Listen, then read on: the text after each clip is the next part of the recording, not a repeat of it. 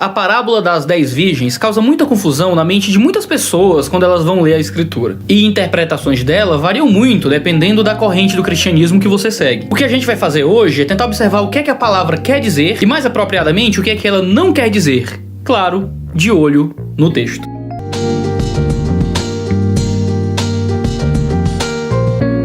O contexto da parábola é um casamento tradicional do judaísmo antigo, considerado uma das celebrações mais sociais em que toda a comunidade era envolvida. Uma descrição de uma antiga procissão judaica pode ser encontrada em 1 Macabeus 9, na qual a noiva, acompanhada de uma grande comitiva, saiu para encontrar o noivo e seus amigos em um local pré-determinado. Essa procissão possuía tambores e instrumentos de música. Tanto Cantares 3 como o Salmo 45 descrevem essa procissão cerimonial, terminando com um banquete. O teólogo americano D.A. Carson apresenta um bom relato dessas festividades. Normalmente, o noivo, com alguns amigos íntimos, deixava sua casa para ir até a casa da noiva, onde havia várias cerimônias, seguidas de uma procissão pelas ruas, depois de anoitecer, até sua casa. As 10 virgens podem ser madrinhas que ajudaram a noiva, e elas esperam encontrar o noivo em sua vinda da casa da noiva. Esperava-se que todos na procissão carregassem sua própria tocha. Aqueles sem uma tocha seriam assumidos como penetras ou mesmo como bandidos. As festividades, que poderiam durar vários dias, começariam formalmente na casa do noivo. Com esse pano de fundo em mente, a gente pode analisar com mais detalhes o texto da parábola. No verso 1 de Mateus 25, nos é dito que o reino dos céus, pois, será semelhante a 10 virgens, que pegaram suas candeias e saíram para encontrar-se com o noivo.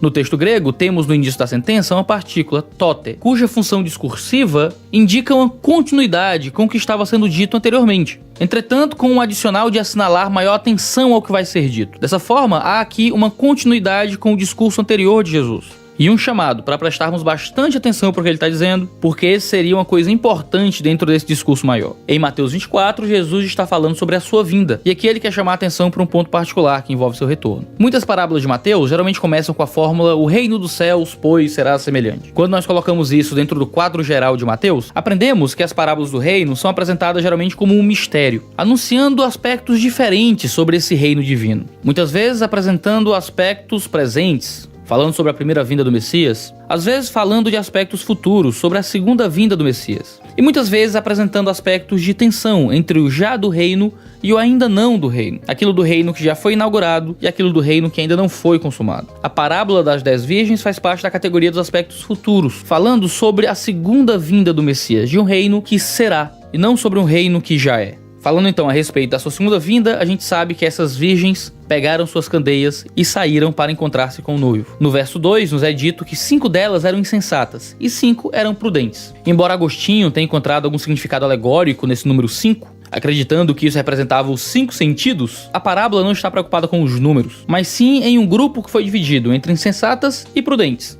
É por isso que os próximos versículos constam com a explanação dos detalhes das atitudes de ambos os grupos, o que é indicado pela conjunção gar, que inicia o verso 3. Lemos então que as insensatas pegaram suas candeias, mas não levaram óleo consigo. As prudentes, porém, levaram óleo em vasilhas, juntamente com suas candeias. Muitos pontos de vista quanto ao significado alegórico do óleo das tochas ou lâmpadas foram propostos. Orígenes acreditava que o óleo representava boas obras. Agostinho acreditava que as lâmpadas simbolizavam o coração do homem queimando com uma consciência pura da glória interior, manifestada também por boas obras. O óleo representaria a caridade. Epifânio dizia que o óleo representava compaixão. Martinho Lutero acreditava que o óleo representava fé genuína, enquanto Grotius acreditava que simbolizava o Espírito Santo. Alfred Plummer sugere que a lâmpada representa obras externas, enquanto o óleo representa poder espiritual interior. No entanto, é completamente inútil tentar atribuir um significado alegórico a esses itens específicos da parábola. O objetivo de uma parábola nunca é criar relações alegóricas em suas partes, mas sempre apresentar uma lição moral a partir do todo.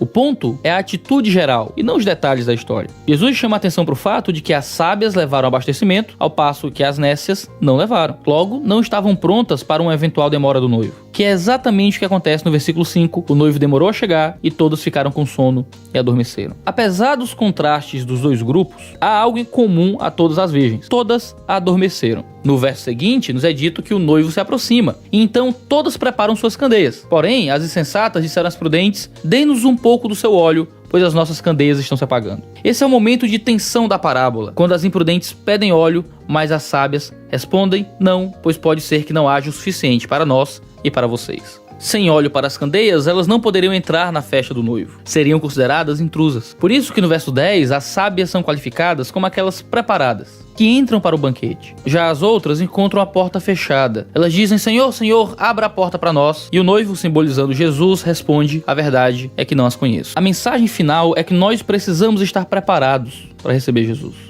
Nós devemos ter o necessário para quando chegar o grande dia. Nós precisamos ser sábios, ou seja, precisamos ser verdadeiros discípulos. Essa relação entre discipulado e sabedoria está justamente na alta concentração de vocabulário de sabedoria que aparece na parábola. Phronimoi, que significa sábio e prudente, é usado 4 vezes na parábola. Morai, que significa tolo, nécio, é usado 3 vezes. Assim, a sabedoria aqui é um ponto importante. E essa sabedoria consiste em procurar estar preparado para o retorno do Senhor. Isso amplia a nossa visão de sabedoria bíblica, onde o entendimento de ver a sabedoria como conselhos práticos sobre a arte de viver bem ou instruções para uma vida próspera passa a englobar o ponto de que uma vida próspera é uma vida preparada para o encontro com Ele. Esse é um ponto importante. Quando a gente lembra que os 2 grupos adormecem, o ponto do texto não parece que a gente tem que estar sempre alerta, no sentido de inquieto para a volta de Jesus.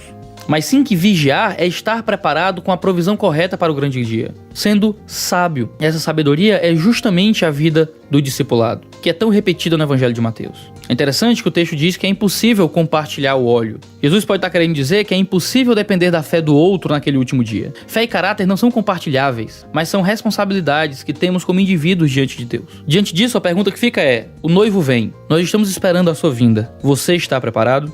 O que é que você achou disso tudo? Não deixa de pedir aqui embaixo nos comentários outros textos pra gente lidar aqui no De Olho no Texto. E não deixa de se inscrever no nosso canal, assinar as notificações pra você receber sempre os nossos vídeos, sempre segunda, quarta e sexta-feira às 10 horas da manhã. De Olho no Texto é toda sexta-feira aqui no canal. E você também pode entrar no nosso site e ser um dos nossos patrões, financiando a propagação de boa teologia aqui na internet e fazendo parte do nosso grupo do Telegram, onde você tem acesso antecipado aos vídeos, pode dar dicas e alguns roteiros e criar esse relacionamento maravilhoso em torno da palavra de Deus. Então, muito obrigado por nos acompanhar até aqui. Valeu, negada, e tchau, tchau.